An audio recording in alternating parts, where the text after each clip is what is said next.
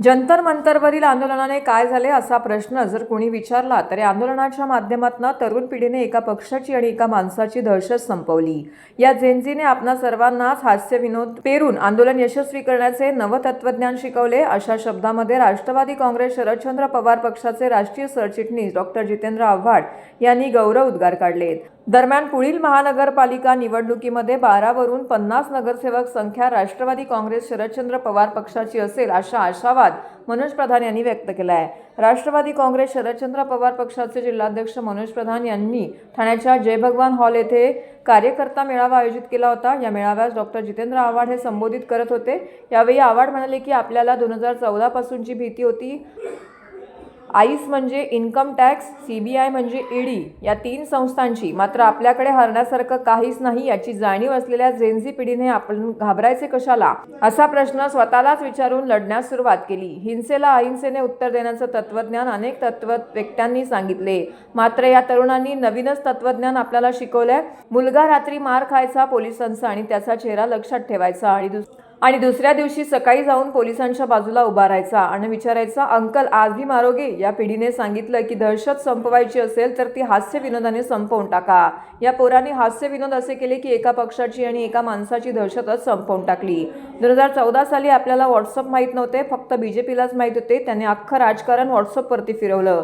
2026ला अख्खं राजकारण व्हॉट्सअप विरुद्ध इंस्टाग्रामवरती आलं आणि इन्स्टामध्ये अशी पोरं घुसली आहेत की त्यांनी व्हॉट्सअपवाल्यांची दादागिरी संपुष्टात आणली आहे। ज्या डॉक्टर बाबासाहेब आंबेडकर यांच्या नावाने जय भीम घोषणा दिली जाते त्या बाबासाहेब आंबेडकरांना यांनी सांगितलं की शिखा, संघटित व्हा, संघर्ष करा। त्यांनी शिक्षणाचं महत्त्व ओळखलं होतं आणि त्याच शिक्षणाचा आपल्या इथे बट्ट्याबोळ झाल्यामुळे तरुण पिढी लढण्यास सज्ज झाली आहे। यावेळी ठाणे महानगरपालिकेचे विरोधी पक्षनेते शानू पठाण, गटनेते अभिजित पवार, महिला अध्यक्ष मनीषाताई भगत, प्रकाश बर्डे, युवक प्रदेश सरचिटणीस नताशाताई आव्हाड, सामाजिक न्याय विभागाचे प्रदेश कार्याध्यक्ष बुद्धभूषण गोटे, OBC सेलचे प्रदेश अध्यक्ष राजा राजपूरकर, ठाणे शहर कार्याध्यक्ष प्रकाश पाटील, शमीम खान, यासिन कुरेशी, दीपाली भगत, वर्जिया पठाण, पल्लवी जगताप, अक्षय ठाकूर इत्यादींची भाषणं झाली। त्यामुळे तुमच्या पत्रिकेतच संघर्ष आला, ठीक है, उसने जिंदगी दी है और कहना है कि मनोज प्रधान जी आपल्या ठाणे शहरात महानगरपालिकेचे विरोधी पक्ष नेते श्री शानू पठाण जी, गटनेते अभिजित पवार जी, महिला अध्यक्ष मनीषाताई भगत, आजची मीटिंग मनोजने का बोलवली मला माहिती, पण मी मनोजला कार्यकर्ता आणि म्हणजे एक मॅग्नेट, लोहचुंबक म्हणून 87 सालापासून ओळखतो। त्याची जेवढी लोक जमावण्याची त्याची जेवढी ताकद आहे तेवढी मला वाटत नाही ठाण्यात कोणाची।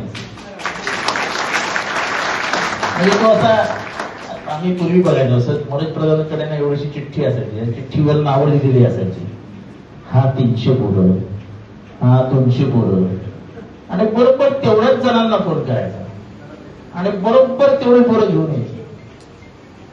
म्हणजे आम्ही एक युवक काँग्रेसची लढाई लढलेलो होतो, हा विरुद्ध कल्याण राय, आणि दोन कोणाबरोबर होते ते आता काढायला, दोघांचा समांतर मोर्चा निघाला, अध्यक्षपद कोणाला मिळवायचं। कल्याण राय तसा मजबूत होता, मनोज प्रधानांनी एवढी गर्दी जमा केली की जर एकाच 10 ची टक्कर झाली, म्हणजे एक कल्याण रायचा, 10 एक जर कल्याण रायचा होता तर 10 मनोज प्रधानांकडे। मनोज प्रधान कार्यकर्त्यांमधला बाप आहे सगळ्यांचा, त्याच्या ते खांद्यावर हात टाकून बोलण्याची त्याची पद्धत, म्हणजे लोकांना चॉकलेट आणि शुगर कोठे म्हणजे मनोज प्रधान, आणि आपल्याला ते कधी आयुष्यात जमलं नाही, रोखठोक काय स्वभावातला फरक असतो, त्याला काय करणार। पण असं असून देखील आमची मैत्री गेली 40 वर्ष टिकून आहे, आमच्यात कधीच दुरावा निर्माण झाला नाही। आजकालचे कार्यकर्ते पण इतके, आता मी रील्स बघतो, जमानाच पलटलो। म्हणजे आपल्याला 2014 पासून जी भीती होती आईसची, इन्कम टॅक्स, सीबीआय आणि ईडी या निकालांची प्रचंड भीती एका वयोगटात. हरवण्यासारखं काहीच नाही. नीचे जमीन ऊपर आसमान.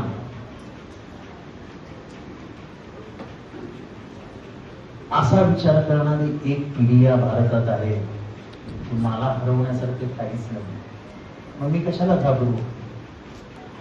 म्हणजे जे कुठल्याही तत्वज्ञाने आजपर्यंत सांगितलं नाही, कुठल्याही फिलॉसॉफरने आजपर्यंत सांगितलं नाही. म्हणजे आता तुम्हाला मला माहित नाही, पण जे कधी अरिस्टॉटलने सांगितलं नाही, जे कधी प्लुटोने सांगितलं नाही, जे कोणी म्हणजे गांधीजींनीही आपल्या तत्वज्ञानात जे कधी समजवलं नाही, त्यांनी काय सांगितलं, व्हायलन्सचं उत्तर नॉन व्हायलन्स. पण ह्या पिढीने सांगितलं दहशत संपायची असेल तर ती हास्य विनोदाने संपून टाका.